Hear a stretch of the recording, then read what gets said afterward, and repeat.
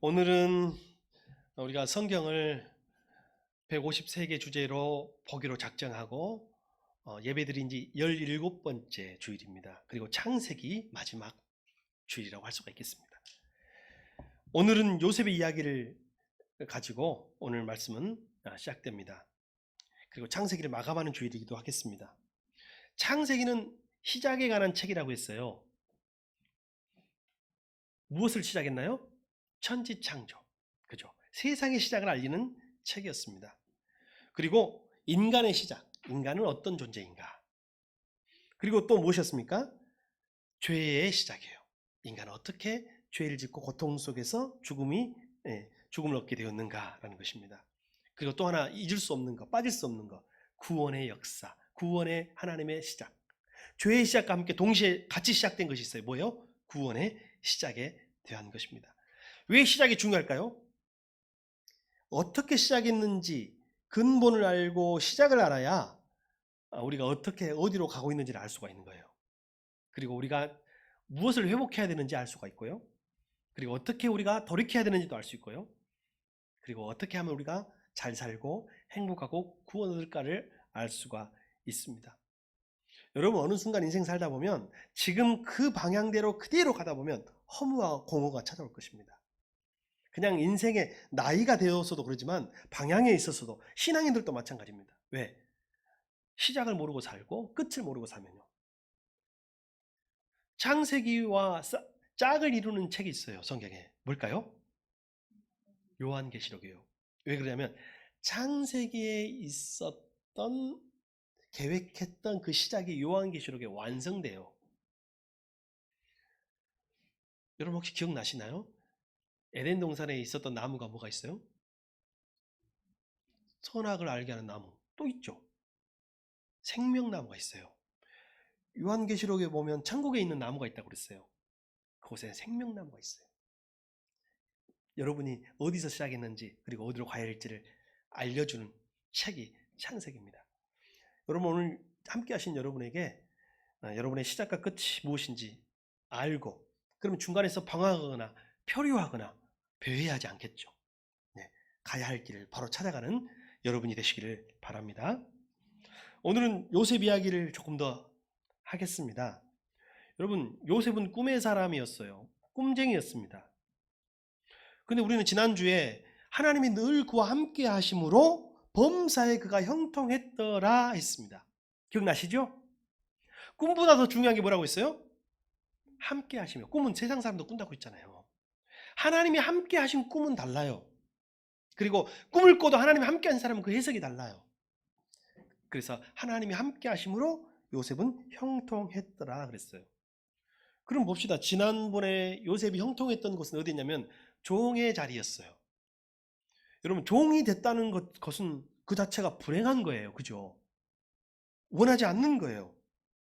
근데 요셉은 그곳에서도 하나님이 함께 했고 하나님이 자기를 함께 했다고 믿었어요. 여러분 예수님이 십자가상에서 기도하실 때 뭐라고 기도했어요? 절규하셨죠. 엘리 엘리 라마 사박다니. 나의 하나님 어찌하여 나를 버리십니까? 근데 한번 물어봅시다. 하나님 예수님을 버렸나요? 그 절규가 교리나 진리는 아니에요. 그는 마음의 고백이에요. 그럴 때 느낄 때 있잖아요. 그러나 그 순간에도 예수님은 침묵하셨지만 예수님과 함께 하셨어요. 하나님은. 그러니까 그 십자가에서 승리하실 수 있었어요. 요셉이 종살이 하면서도 하나님과 함께 했기 때문에 그 종살이를 성실하게 했어요. 그리고 주인집 안방마이님의 유혹도 이길 수 있었어요. 그럼 오늘은 이제 그러나 그 어려움 때문에 유혹을 물리쳤으면 잘한 건데요. 하나님 안에서는 잘한 거잖아요. 근데 그것 때문에 꿈을 꿨고 하나님과 함께 했다는 이유로도 감옥에 가게 됩니다. 감옥에 가서 성실하게 생활을 해요. 왜요? 감옥에서도 누구와 함께 하니까? 하나님 앞에서 감옥 생활을 하니까. 여러분 직장 생활 누구 앞에서 해야 돼요? 하나님 앞에서 해야 돼요. 학교 생활, 학생들 학교 생활 누구 앞에서 해야 돼요? 하나님 앞에서 해야 돼요. 이게 안 믿는 사람과 믿는 사람의 차이가 여기 나는 거예요. 여러분 신앙생활 누구 앞에서 하는 거예요? 목사님 앞에서? 네, 아닙니다. 하나님 앞에서 하는 거예요. 하나님 앞에서. 하나님은 언제나 우리와 함께 하시거든요. 요셉이 감옥에 있을 때 하나님 앞에서 했기 때문에 성실하게 했고, 그래서 간수가 죄수로 보지 않는 거예요. 저는 이거 볼 때마다 현실에서는 어떤 일이 생각나면 안중근 의사가 생각납니다. 여러분 아시죠? 안중근 의사가 잡힐 때 자기의 신분을 뭐라고 밝혔어요? 나는 대한독립군의 장군이다. 그래서 내가 한 것은 단순한 테러가 아니다. 전쟁 중에 일어난 것이다. 나는 테러범이 아니다. 우리는 지금 전시에 있고 나는 장군으로서 군인의 행동을 한 것이다 라고 밝혔어요. 그러나 일본은 테러로 몰고 갔죠. 근데 이제 감옥에 갇혔잖아요. 여러분 간수가 일본인이었거든요. 근데 일본인이요, 안중근이라는 그 사람에게 푹 빠져버립니다. 우리는 어느 순간 안중근을 잊었어도 그 간수의 후손들은 지금 일본에서 매년 다 모여가지고 간수의 후손들이 안중근 의사를 기리고 있어요. 왜요? 여러분 안중근 의사가 감옥에 있을 때 테러범으로서 죄수로 있는 것이 아니에요. 그는 또 신앙인이었잖아요. 그는 하나님 앞에 있었던 거예요. 그러니까 죄수처럼 살지 않았어요. 거기서 대한 독립군의 이 장교로서, 장군으로서 그 앞에 자존을 가지고 있었기 때문에 누구도 그를 감동하고 존경했다고요? 간수조차도. 그리고 지금 그 간수 후손들이 대대로 그를 기리고 있다는 사실이에요. 요셉이 그랬어요. 그래서 간수가 요셉에게 모든 그 감옥의 살림살이를 맡길 정도예요. 보디발이 히브리 노예에게 살림살이를 맡겼고, 간수장이 감옥의 모든 살림살이를 맡겼어요. 근데 여러분 아시죠? 운명적인 만남이 있어요, 없어요? 세상에 살면서 있어요? 운명적인 만남이 있습니다. 인생을 바꾸게 한 거예요. 제가 몇 번 말씀을 드렸는데, 제가 딱 신학교에 가니까 처음 선배가, 방에 있는 그 기숙사 선배가 저한테 이렇게 말하더라고요. 인생에는 3가지 만남이 있다. 첫 번째, 부모와의 만남. 그리고 배우자의 만남. 그리고 마지막에 역사와의 만남. 역사와의 만남. 그러니까 하면서 굉장히 그 역사적인 어떤 사명감을 불러일으켜 주려고 했던 그런 기억이 아직도 생생한데요. 감옥에서 요셉은 굉장한 사람을 만나죠. 2사람을 만납니다. 누구를 만났을까요? 예. 관원 출신들을 만나죠. 관원. 에어컨을 좀 꺼주십시오. 예. 더운 사람은 또 덥고 추운 사람은 또 춥고 그러니까 지금 딱 꺼주시면 될 것 같습니다. 자, 떡 맡은 관원장과 술 맡은 관원장을 만나요. 근데 여러분 떡 맡은 관원장하고 술 맡은 관원장이니까 쉽게 생각할 수도 있잖아요. 그냥 그런 사람 만났다. 여러분 근데 그게 아니에요. 당시에 고대 임금들은 무엇으로 제일 많이 죽은 줄 알아요? 왕들은? 암살로. 암살 중에서도 제일, 만약에 암살이 드러나면 역적으로 다 죽잖아요. 밝혀지면 죽어요. 근데 은밀하게 죽이는 방법이 있어요. 뭐예요? 독살이에요, 독살. 암살 중에서도 독살이에요. 그러면 고대 임금들은 암살로 많이 죽었어요. 우리나라 왕들도 암살을 두려워했어요. 그래서 아시죠? 임금이 사용했던 숟가락, 젓가락은 어떤 거였어요? 은수죠. 왜요? 은은 어떤 성분, 특히 독이들은 어떤 성분을 만나면 색깔이 까맣게 변하는 특징이 있다면서요. 그래서 은이에요. 은수저를 썼어요. 그것도 직접 먼저 안 먹어요. 먼저 먹는 사람이 있죠. 누가 먼저 먹어요? 김이상국. 사극을 많이 보셨군요. 예, 김이상국이 먼저 들어가지고 조금씩 다 먹어요. 반찬만. 그것도 따로 먹는 게 아니고 임금 앞에서. 그리고 문제가 없다는 것을 보여줘요. 그래서 옛날에 어떤 사극에 보니까 바로 죽는 독이 아니라 축적되는 독을 쓰기도 하더라고요. 바로 안 나타나게, 세상에.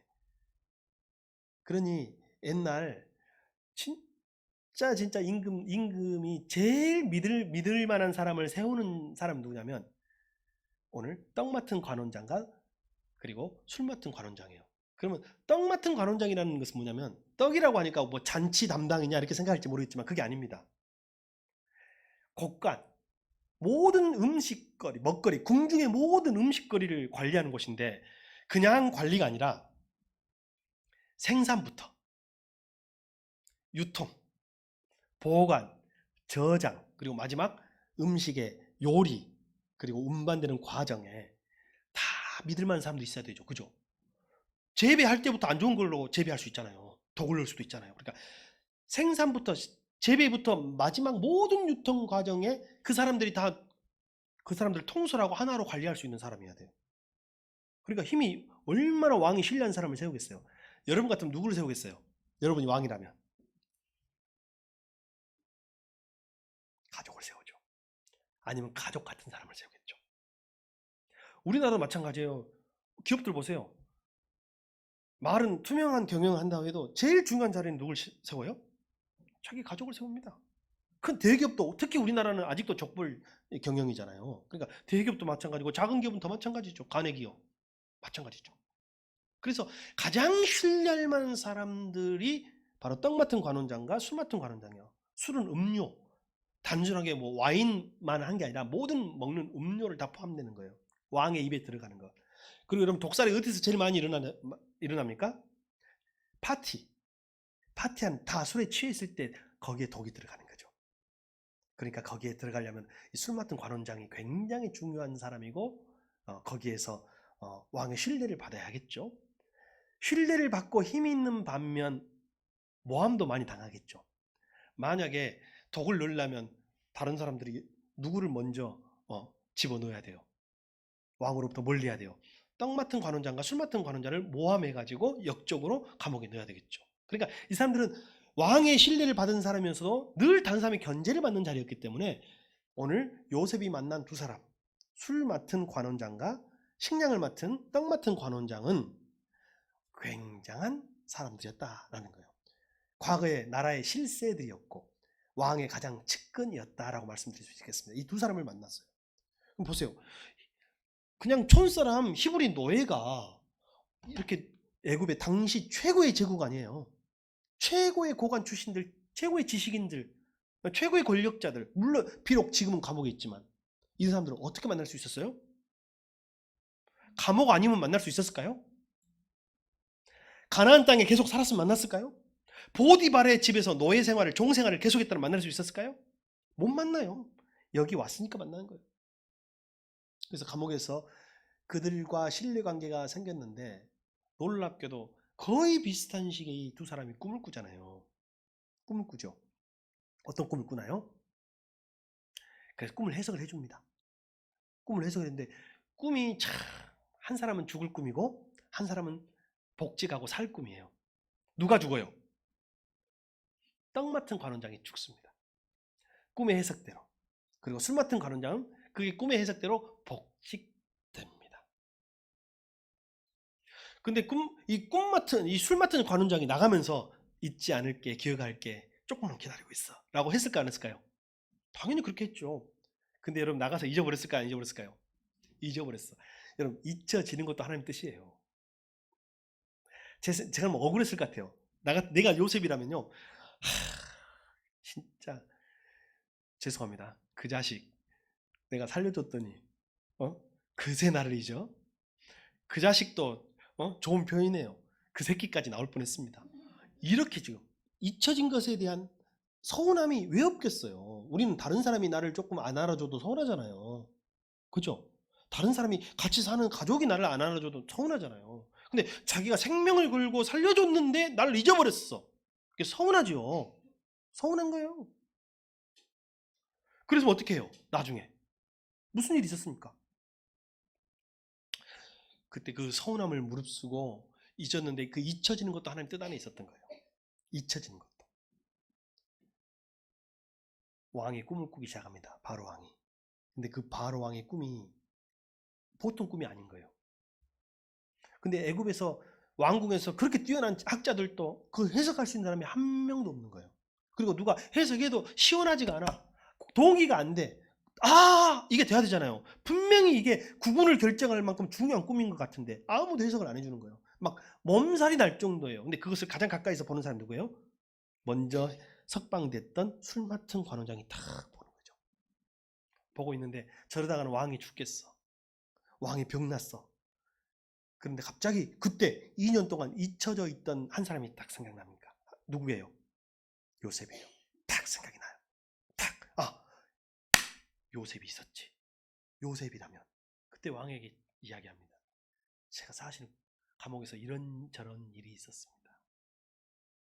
나도 꿈을 꾸었고 떡 맡은 관원장도 꿈을 꾸었는데 그의 꿈 해석대로 그는 죽었고 저는 복직되었습니다. 제가 그를 기억하여 그에게 기쁜 소식을 전해주려고 했는데 제가 너무 바쁜 나머지 깜빡 잊고 살았는데 왕의 꿈을 듣고 나서 이제 비로소 생각이 났네요 하면서 이제 그 요셉을 불러오잖아요. 그 꿈 내용을 아시죠? 왕의 꿈이 뭐였어요? 처음에 강에서, 그 강은 분명히 나일 강일 거예요. 이집트니까. 강에서 살찐 암소 7마리가 올라오는 거예요. 좋은 꿈이야, 나쁜 꿈이에요? 살찐 암소가 나왔으니까 좋은 꿈이죠. 그런데 나중에 아주 파리하고 말라빠진, 그냥 볼품없는, 그냥 누가 봐도 병든 또 소 7마리가 나와가지고 그 암소 7마리를 잡아먹어버린 거예요. 결론적으로는 좋은 꿈이에요, 나쁜 꿈이에요? 뭔가 불길한 거예요, 마음이. 앞에서만 꾸었으면 좋겠는데 뒤에 소가 하고 고민하고 있는데 이건 아니겠지, 아니겠지. 비슷한 메시지의 꿈을 또 꿉니다. 꿈은 사실은 그 내용보다도 의미가 더 중요하거든요. 아주 살찌고 통통하고 그런 이상 7개가 꿈에 나왔다니까, 야, 기분 좋다, 보기만 해도 좋다라고 했는데 그 다음 갑자기 무슨 아주 파리하고 말라 빠지고 그냥 거의 죽어가는 이삭이 탁 나타나가지고 그 살찐 아주 통통한 이삭을 다 먹어버리는 거예요. 이삭이 입이 있었을까요? 입이 있었을까요? 없었을까요? 입이 없었겠죠. 근데 꿈에서는 있는 거예요. 꿈은 의미의 영역이라고 했잖아요. 싹 잡아먹어버리는 거예요. 이게 너무너무 불길한 거예요. 잠을 못 이루고 있는데 이것을 보고 있던 술 맡은 관원장이 요셉을 소개하고 요셉이 이제 왕 앞에 와서 꿈을 해석하게 됩니다. 뭐라고 해석합니까? 뭐라고 해석해요? 앞에 나온 살찐 암소 7은, 그리고 아주 통통하고 살찐 이삭 7은 7년의 큰 풍년이 될 것을 의미합니다 라고 해석을 해주잖아요. 근데 뒤에 나온 마르고 파리한 암소와 이삭은 흉년 7년을 의미합니다. 대풍년. 지금까지 있지도 않았던 역사상 기록에 남을 만큼 큰 흉년이 일어날 것입니다. 그래서 이렇게 말을 해줘요. 왕은 지혜로운 자를 세우셔서 그 흉년을 대비하시기 바랍니다. 그러니까 왕이 누구를 선택했어요? 예? 왕이 누구를 선택해요? 그 난관을 헤쳐나가고 큰 흉년을 대비할 사람으로 요셉밖에 없는 거예요. 이 꿈을 알고 이 꿈을 해석해주고 이만큼 지혜롭고 누가 봐도 성실하고 하나님 앞에 살아가고 있는, 하나님이 함께하는 이 사람 외에는 총리를 할 사람이 없는 거예요. 그래서 그 사람을 세웁니다. 그리고 요셉이 드디어 총리가 되고 꿈이 실현되는 이야기예요. 그럼 여기서 우리 얼마 전에도 한번 했었는데 창세기를 관통하고 있는 단어를 저에게 말하라고 하면 섭리입니다. 섭리. 요셉의 제 전 인생을 관통하고 있는 이 단어를, 그 이야기를 한마디로 말을 하면 섭리예요. 창세기를 한마디로 말하라고 하면 뭐라고요? 섭리예요. 요셉의 일생을 한마디로 말하라고 하면 섭리예요. 그러면 오늘 여러분의 인생을 한마디로 말하면 뭐예요? 섭리예요. 근데 섭리는, 그래서 오늘은 좀 교리를 좀 설명하려고 합니다. 섭리는 그보다 앞서서 3가지 단어를 기억해야 돼요. 저를 따라하세요. 작정, 예정, 섭리. 시작. 작정, 예정, 섭리. 이게 다 같은 거예요, 다른 거예요? 다 같은 건 말은 같죠, 그죠? 근데 조금 다르죠. 색깔이 달라요. 뉘앙스가 다르다고 하거든요. 컬러가 달라요. 언어의 색깔이. 그것을 여러분이 알면 섭리를 잘 이해할 수 있어요. 먼저 작정은 뭐냐? 작정이 뭘까요? 작정은요, 우리가 쓰는 작정이 있는데 하나님의 작정은 뭐냐면 성경에 나와 있는데 하나님이 정하신 뜻이에요. 정하신 바. 이것은 어디에 나오냐면 주로 사도행전 2장에 보면 그가 하나님의 정하신 뜻과 미리 아신 대로 내어준 바 되었거늘, 예수님에 대한 이야기하면서 미리 그것이 정하신 바 되었다는 것을 말해요. 그럼 하나님의 작정은 언제부터? 창세 전부터, 영원 전부터 작정된 거예요. 그래서 하나님의 작정을 우리는 흔히 뭐라고 설명할 수 있냐? 계획이라고 할 수 있겠네요. 그래서 작정하고 계획은 같은 의미로 봅시다. 됐죠? 하나님은 작정은 언제부터요? 하나님이 여러분을 위하여 작정하셨어요. 언제부터요? 창세 전부터요. 그럼 그 뜻은 이루어져요, 안 이루어져요? 반드시 이루어집니다. 이게 하나님의 작정이에요. 근데 하나님의 작정을 두 개의 단어로 나눌 수 있어요. 설명할 수 있어요. 그것이 뭐냐면 예정과 섭리예요. 제일 큰 개념이 뭐예요? 작정과 계획이고, 그 다음에 그 작정을 두 단어로 설명하면 다 따라합니다. 예정과 섭리예요. 이게 장로교의 가장 기본적인 신앙교리예요. 예정과 섭리. 예정은 뭘까요? 여러분, 우리가 보통에서는 잘 사용해야 하지만 여기서는 좀 알고 사용해야 합니다. 예정은요, 인간 구원에 대한 부분이 예정이에요. 하나님이 그리스도 안에서 여러분을 구원하기로 예정하셨어요. 그래서 사람이 구원받는 그 작정, 그 영역을 예정이라고 하는 거예요. 무슨 말을 알겠죠? 요셉이 하나님의 예정 가운데 있었어요, 없었어요? 있었어요? 요셉 형들은 하나님의 구원 예정 가운데 있었어요, 없었어요? 있었어요? 나쁜 놈들인데? 동생도 팔아먹고 아버지도 속이고? 그들을 구원할 계획이 있었어요. 그 예정이 일어난 거예요, 요셉을 통해서. 그래서 그 예정을 믿었기 때문에 요셉이 이렇게 고백합니다. 나를 여기에 보내신 분은 형님들이 아닙니다. 당신들이 아닙니다. 하나님이십니다. 여러분을 구원하려고, 당신들을 구원하려고, 우리 아버지와 그리고 형님들과 형님들의 자손을 구원하려고 하나님이 저를 여기에 보내신 거예요. 여기 예정신학이 들어가 있는 거예요. 그럼 봅시다. 어떤 사람이 예정되어 있는지 되어 있지 않는지 여러분 알아요, 몰라요? 몰라요? 그럼 어떻게 해야 돼요?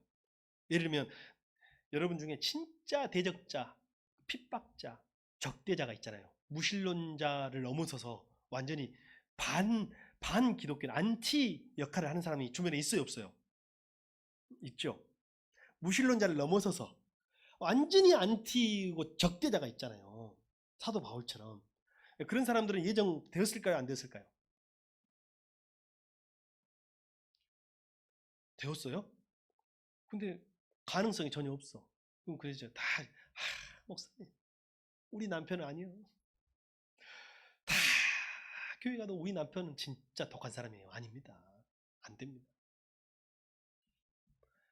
이렇게 생각하는 경우 있죠. 또 있어. 우리 아버지는 절대로 아닙니다. 우리 아버지는. 다 교회 다니고 다 믿어도 우리 아버지는 교회 다닐 사람 아닙니다. 이런 경우 있어요, 없어요? 있죠. 또 가끔은 남자가 예수 믿기 힘들잖아요. 근데 진짜 예수 믿기 힘든 여자입니다. 남자들은요, 웬만하면 부인을 따라서 교회에 나올 때가 많아요. 근데 남편이 교회 다니는데 부인이 안 다니는 경우는 더 힘들 때가 많다고 제가 보니까. 더 오랫동안 그 후에요. 그 정말 힘들더라고 진짜 보니까. 점점 나이 먹을수록 부인의 영향력이 커지잖아요.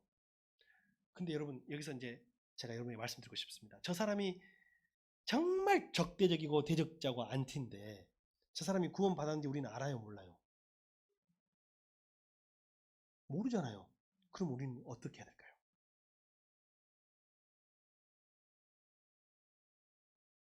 어떻게 해야 돼?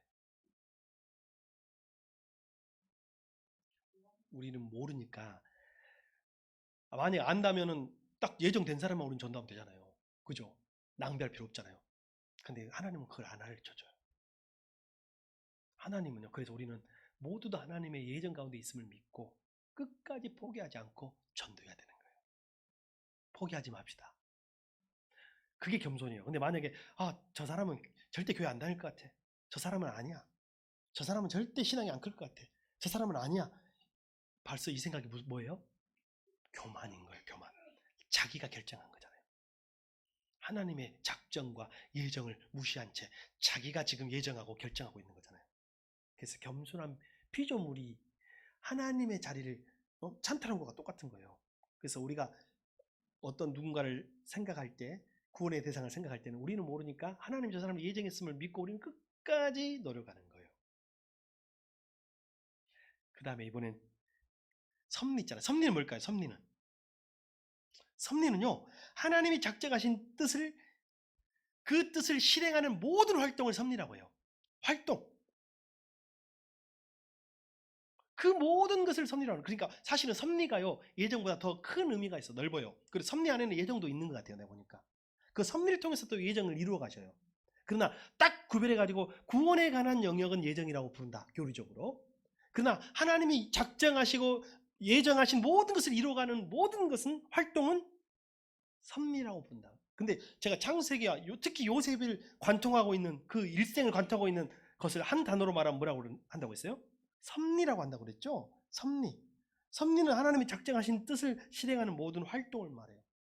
그러면 섭리는요, 세 가지 단어로 이해할 수가 있어요. 이것도 외웁시다. 자, 보존, 통치, 협력. 시작. 이 보존과 협력과 통치를 모르면 섭리라는 단어를 이해할 수가 없어요. 하나님의 섭리는 하나님이 작정하신 뜻을 실행하시는 모든 활동을 말하는데, 참새. 성경의 마태복음 10장에 보면 참새 두 마리가 한 아사리온에 팔리지요. 그런데 하나님이 허락하지 않으시면 참새 한 마리도 하늘에서 떨어지는 법이 없어요. 땅에 떨어지는 법이 없어요. 하나님의 섭리는 어디까지 미치는 거예요? 참새 한 마리가 떨어지는 것까지도 미치는 거예요. 하나님의 섭리는 모든 것에. 그래서 보존은 뭘까요? 보존. 여러분, 불은 뜨겁습니까? 차갑습니까? 만약에 불이 차가워버리면 어떻게 돼요? 세상 끝납니다. 그래서 불은 뜨겁도록. 얼음은 차가워요, 뜨거워요? 얼음은 차갑잖아요. 얼음은 차갑도록. 공기는요, 모든 만물이 숨 쉬려면 그 농도나 어떤 그런 걸 일정해야 돼요. 성분이 일정해야 돼. 그것을 유지시켜야 돼. 우리 생명이 호흡할 수 있도록 그것을 보존하는 거죠. 그래서 하나님이 이 세상의 모든 질서를 보존해 가는 것, 자연 질서와 창조 신뢰, 이거 모두를 보존해 가는 것이 섭리의 영역이에요, 아니에요? 인간이 태어나고 성장하고 성숙하다가 노화돼서 죽는 것, 이것도 하나님의 어찌 보면 섭리 가운데 하나라는 거예요. 그래서 하나님의 섭리를 이해할 때는 보존을 이해해야 되는데, 그래서 참새 한 마리가 떨어지는 것도 하나님의 섭리예요. 하나님은 우리의 머리털까지도 세심받으셨죠. 이게 뭐냐면 하나님은요, 어떻게 섭리하시냐면 통치의 방법으로 섭리하세요. 자, 하나님이 우리를 통치하실 때는요, 어떻게 통치하시냐면 선과 악을 다 사용하세요. 그죠? 욥기에 보면 하나님 뭣도 사용하세요? 사탄도 사용하시잖아요. 선, 악을 다 사용하십니다. 성공만 사용한 게 아니에요. 성공도 사용하시고 실패도 사용하십니다. 이게 하나님의 섭리는, 그 모든 것이 다 이게 하나님의 통치하는 방법이에요. 그래서 하나님의 주권에 해당되는 거예요. 그거는 피조물이 절대 하나님 앞에 이야기해서는 안 되는, 이야기할 수 없는 영역이 있어요. 또 그뿐이겠어요? 하나님은 택한 백성만 사용하시는 것이 아니라 이방인도 사용하십니다. 하나님의 구원의 역사와 섭리를 위해서 하나님이 유다만 사용하신 것이 아니라 누구를 사용했어요? 바벨론도 사용했고 아수르도 사용했잖아요. 오늘날은 하나님이 이스라엘만 사용하는 것이 아니라 팔레스틴도 사용하고 이란도 사용하고 있잖아요. 미국도 사용하고 이집트도 사용하고 있잖아요. 대한민국도 사용하고 있잖아요. 그래서 이 모든 것이 하나님의 통치에 해당되는 섭리다라는 사실이에요. 그래서 여러분, 가끔 하나님이 왜 악을 저렇게 내버려 두실까라고 생각할 때 있죠. 근데 그것도 하나님의 통치의 영역 중에 하나라는 거죠. 그래서 여러분이 하나님의 섭리를 믿으면 지금 악한 통치자가 우리를 다스릴 때도 있다. 그때도 우리는 인내하면서 하나님의 섭리를 구해야 돼요. 하나님의 뜻을 구해야 돼요. 마찬가지죠. 그리고 우리가 고난 가운데 처할 수도 있다, 없다? 있다. 그 하나님의 주권이에요. 가끔 우리가 종살이하게 내버려둘 때도 있고, 억울한 일 당하게 내버려둘 때도 있고, 감옥살이하게 둘 때도 있고, 병들도록 우리를 내버려둘 때도 있어요. 근데 그 하나님의 통치 영역에, 통치에 속한 섭니다라는 거예요. 그리고 마지막 하나 남은 통치의 영역이 뭐가 있어요? 협력이 있다. 협력. 다시 잊어버리지 마세요. 뭐 잊어도 상관없습니다만 뭐라고요? 첫 번째 섭리는 첫 번째가 뭐예요? 보존, 통치, 협력이에요. 이 협력을 알아야 돼요. 이슬람은 우리랑 같은 성경을 보거든요. 이슬람 하나님 믿어요, 안 믿어요? 그 사람이 믿는 알라를 우리나라로 번역하면 뭔지 알아요? 알라 신이 아니에요. 잘못된 번역이에요. 그 사람들이 믿는 알라 신을 한국말로 번역하면 하느님으로 번역해야 돼요. 성경에 엘이라고 했잖아요. 엘이라고. 그들은 알이라고 하고. 라는 정관사예요. 정관사. 하나밖에 없는 하나님이라는 뜻입니다. 알라. 그러니까 쉽게 말하면 이슬람 사람들은요, 운명론에 가깝습니다. 그러나 기독교는 운명론이 아니에요. 섭리론이에요. 운명론과 섭리론이 뭐가 다를까요? 좋은 예를 하나 설명해 드리겠습니다. 한국의 성도들이요, 성지순례를 갔습니다. 근데 이슬람 신자를 무슬림이라 하죠. 무슬림이 기사예요, 기사. 버스를 운전하고 갑니다. 버스를 운전하고 가는데 너무너무 꼬불꼬불한 위험한 길을, 내리막길을 전속력으로 달리는 거예요. 막. 한국 성도들이 겁이 나요? 겁 안 나요? 아이, 기사님 좀 천천히 가세요. 우리 다 죽겠어요. 성지순례 왔다가 이거 우리가 그러면 무슨 일이 일어나겠어요? 라고 말을 했어요. 그랬더니 무슬림 기사가 뭐라고 말할게요? 인샬라. 인샬라가 무슨 뜻인지 아세요? 신의 뜻대로. 한번 따라해봅시다. 인샬라. 상식으로 알아놓읍시다. 무슬림들이 사용하는 용어지만, 근데 굉장히 믿음 좋아 보이지 않아요? 신의 뜻대로. 그러면서 이렇게 말합니다. 죽을 사람은요, 제가 아무리 안전운전을 해도 다 죽어요.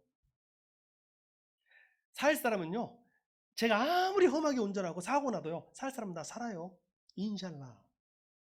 이미 신의 뜻대로 다 결정돼 있어요. 이게 운명론이에요. 이게 무슬림 신자들의 사고방식이에요. 이슬람 지역에서 폭동 일어나요, 안 일어나요? 혁명 일어나요, 안 일어나요? 거의 안 일어납니다. 아랍의 봄? 최근에 막 아랍의 봄이 있었잖아요. 이슬람 전문가들은 그건 웃기는 소리라 그래요. 우리는 그러니까 서구식 사고방식, 서구식 민주주의 사고방식에는 아랍의 봄이 가능하리라는 기대를 했었어요, 실제로. 근데 이슬람 쪽에서 바라본 이슬람 전문가들은요, 절대 있을 수 없는 일이라는 거예요. 아랍의 봄. 그냥 서구의 기대였을 뿐이다. 왜 그럴까요? 이슬람 사람들은 가난하잖아요. 가난하면 뭐라고 해요? 인샬라. 신의 뜻이에요, 이것이. 받아들여. 불의에 저항하거나 그런 마음이 없어요. 운명론으로 다 받아들이는 거예요. 부자들은 자기들 불의한 방법으로, 악한 방법으로 세상을 통치하고 가난한 자들을 약탈했다는 회개하는 그런 마음이 없어요. 부자들은 자기가 부자로 태어나면 어떻게 해요? 인샬라. 다 이거는 하나님이 정하신 거니까 당연한 거야. 내가 누리고 너희들은 힘들고 나는 행복하고 떵떵거리며 사는 것이 당연한 거야 라고 생각하는 것이 그들의 인샬라예요. 근데 저는 한국의 그리스도인들 중에 섭리신앙을 믿지 않고 협력이 뭐예요? 합력하여 선을 이루는 거예요. 하나님의 섭리, 하나님의 작정, 하나님의 예정에 우리가 협력해서 선을 이루는 것이 바로 섭리입니다. 하나님은 이 세상에 작정하셨고, 그리고 이 세상을 구원하시기로 하셨고, 이 세상을 회복시키시고 완전한 모습으로 바꿔가는 것이 하나님의 예정 가운데 있고 작정 가운데 있어요. 근데 그것을 혼자 하지 않으신다고요. 누구랑? 우리랑 같이 협력하셔요. 그래서 하나님의 섭리는요, 우리의 협력에 의해서 더 완전해집니다. 이루어지는 거예요. 그래서 여러분, 기독교 신앙과 이방 신앙과 달라요. 샤머니즘은 운명론이에요. 미신은 운명론이에요. 묘자를 잘못 쓰면 큰일 나요. 그들의 운명이에요, 그것이. 집터 잘못 잡으면 큰일 나요. 이게 그들의 운명론인 거예요. 그러나 우리는 그렇지가 않아요. 물론 묘를 잘 써야죠. 이왕이면 좋은 자리 써야 되지만 제가 그것을 과학적인 것과 경험치, 통계학적인 것까지 부정하는 건 아니지만 근본적인 신앙 가운데 우리 그리스도인들 가운데 운명론이 많아요. 하나님의 섭리를 오해하고 있어요. 여러분 학생이 너 왜 공부 안 하냐? 인샬라. 되겠어요? 안 되겠어요? 이거 기독교 신앙 아니에요. 근데 많은 사람들이요. 공부 열심히 하지 않으면서 시험을 잘 보기를 기도해요.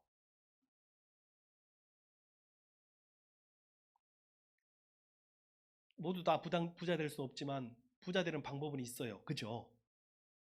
여러분이 어떤 분야에 대해서 책 50권만 읽어보세요. 남 말 듣지 말고. 그러면 부자의 길이 있어요.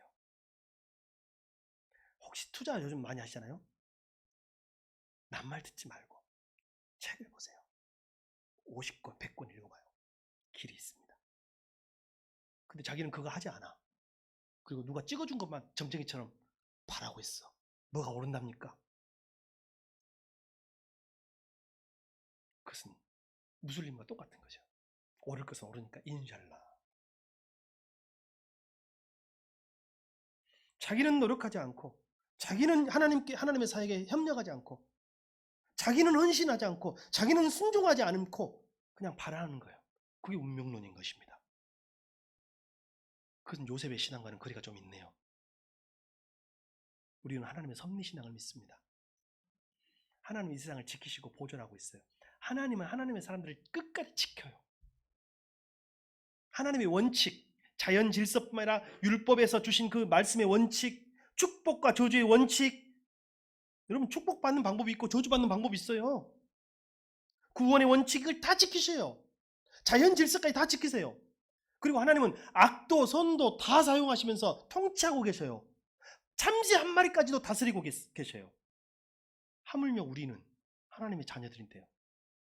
그 마지막 넘어서서 우리는 하나님의 그 계획에 동참해야 해요. 하나님의 섭리에 동참해야 돼요. 자, 이스라엘 백성들이 출애굽했잖아요. 출애굽에서 가나안 땅에 가서 하나님의 백성으로 사는 것이 하나님의 뜻이에요, 아니에요? 그거 하나님의 작정일까요, 아닐까요? 작정이죠. 그러면 보름이면 간다니까요. 빨리 가면 남자 걸음으로는 늦어도 한 달이면 갈 수 있는데 몇 년을 방황했어요. 40년을 방황했잖아요. 왜요?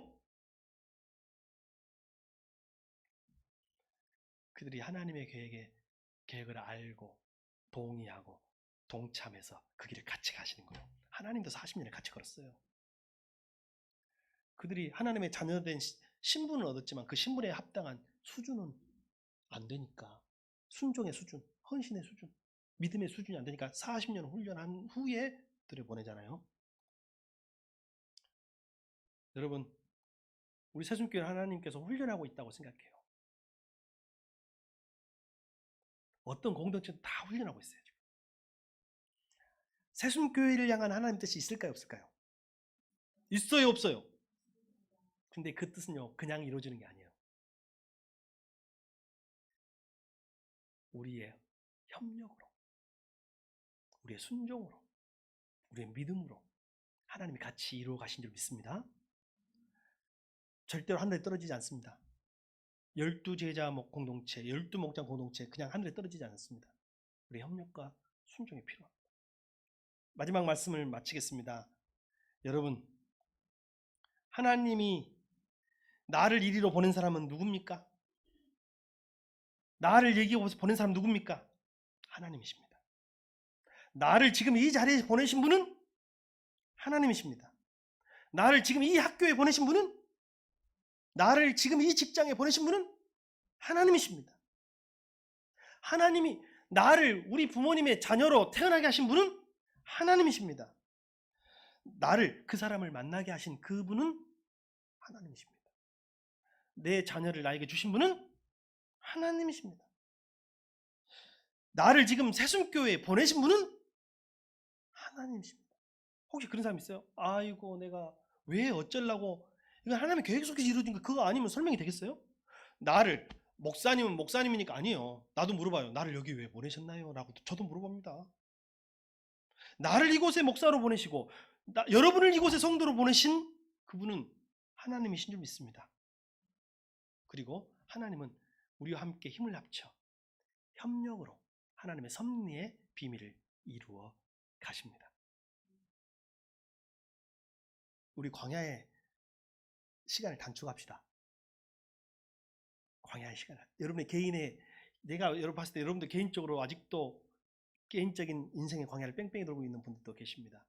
여러분 하나님의 계획에 함께 하십시오. 그래야 여러분 인생의 뺑뺑이 광야의 연단 시간이 단축됩니다. 우리 공동체가, 새순교회 공동체가 바로 하나님께 협력하고 순종하고 하나님 뜻에 나아갈 때 우리 공동체가 거쳐야 할 고난의 그 광야의 시간이 단축되는 것입니다. 라퐁튼이라는 프랑스의 우화 동화가 있었는데요. 그 사람이 이렇게 생각했어요. 농부가 나와요. 거기 이 우화 속에 농부가 나오는데, 한 농부가 있었는데 한 농부가 이렇게 생각합니다. 아무리 생각해도 이것은 좀 이상해. 하나님이 좀 이상해. 하나님이 좀 이상하신 것 같아. 언밸런스해. 그러니까 농부니까요. 여러분 호박이 있죠, 호박. 호박이 얼마나 커요? 이만큼 크잖아요. 큰 것은. 여러분 진짜 이렇게 큰 거 봤죠? 진짜 큰 것은 옛날에 임금님한테도 가고 그랬잖아요. 그래서 진짜 큰 것은 누가 타냐면 신들렐라가 타고 다니잖아요. 그만큼 큰단 말이죠. 호박이 그만큼 큰데 여러분 호박의 줄기 봤어요? 가지? 이만큼밖에, 손가락 하나밖에 안 되잖아. 이거만 얇잖아요. 농부가 이상한 거예요. 아니 하나님은 이렇게 호박은 크게 만들고 줄기는 이렇게 작게 만들었을까? 이렇게 작은 줄기에 이렇게 큰 호박을 달려놓으셨을까? 참 언밸런스하네. 좀 이따 가니까 키가 제일 큰, 그 동네에서 제일 큰 나무가 나와요. 상수리 나무, 도토리 나무죠. 상수리 나무가 제일 숲에 가면 제일 큰 나무가 상수리 나무예요. 근데 보니까 열매는 도토리. 아니 하나님 이렇게 큰 나무에 저렇게 작은 열매, 도토리를 열매를 맺게 하셨네. 참 언밸런스하다. 이게 뭘까 생각하면서 의심을, 또 의문을 갖고 있었어요. 근데 어느 날 며칠 후에 그늘이 많은 상수리 나무 밑에서 자고 있었어요. 낮잠을 자고 있는데, 그늘 밑에 자고 있는데 갑자기 상수리 나무 열매가 탁 떨어져 가지고 머리에 탁 떨어졌어요. 딱 일어났는데 그 농부가 뭐라고 했게요? 호박이 떨어졌으면 어쩔 뻔했냐. 그 순간 그가 번쩍인 거예요. 아, 이게 다 하나님의 섭리구나. 나에게 일어나는 모든 일이 다 하나님의 예정 가운데, 작전 가운데, 섭리 가운데 있는 것이로구나 라고 생각했다는 거예요. 여러분 하나님의 사람들입니다. 아브라함처럼 믿음으로 사시기 바랍니다. 믿음으로 인정받으시기 바랍니다. 여러분 하나님의 사람들입니다. 이삭처럼 온유하시기 바랍니다. 여러분 야곱처럼 거룩한 열정을 가지시기 바랍니다. 그리고 요셉처럼 꿈을 가지시고 하나님의 섭리를 믿으시면서 승리하시는, 그리고 하나님의 구원 계획 속에 여러분이 주인공이 되고 동력자가 되어 살아가는 여러분이 되기를 축복합니다. 기도하겠습니다. 하나님 감사합니다.